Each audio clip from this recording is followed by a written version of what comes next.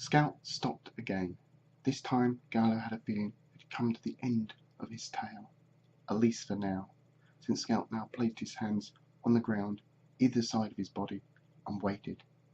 It seemed to Gallo much of what Scout had told him was in the form of an oral tradition, where information that the people needed to know were relayed to the next generation in the form of fireside tales. That did, of course, suggest another couple of questions, which was, how long had the Forsaken been on this planet, and where had they come from? To the latter point, Gallo was almost certain he had the answer, and didn't want to leap to a conclusion without enough evidence, since the answer would shock not only the Forsaken's world, but his own. "Do you mind if I ask a question regarding the storms and such?" Gallo inquired gently, "or rather about the times of the storms, and how long it's been since the awakening of the Forsaken?" "Of course, I do not mind," the Scout replied, with his charming grin of his.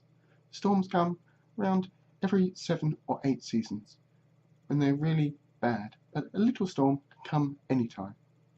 As for when the awakening was, that I do not know. Leader probably would know, and maybe some others, but I was never that much interested. I've been more interested in what is to come than in what is in the past. The future can kill you, the past cannot." Gallo smiled back at Scout. "I wish that was always the case, but I think you may find before too long that the past can sometimes have a significant effect on the future. Let's just hope this time it proves to be a positive one." "Scout thinks that may have found out more from what Scout has said than you have let on," Scout concluded. "Yes, I have found out some things. Some I am almost certain of, others I am less sure of, but I wouldn't want to utter all of them in case I am wrong. One thing I am certain of now is the Forsaken, and myself and my people are closely related to each other, and not too many generations back we were the same people with the same history. The difference between us is the route to where we are now, and how that is likely to affect the future. There's one thing that I would like to know more about for certain, and that would be the inside of the place of awakening. I think inside that place I would find almost all the answers, not just for me, but for the Forsaken as well. However, the knowledge may not be totally comfortable, as you may wish that some of the questions didn't have answers."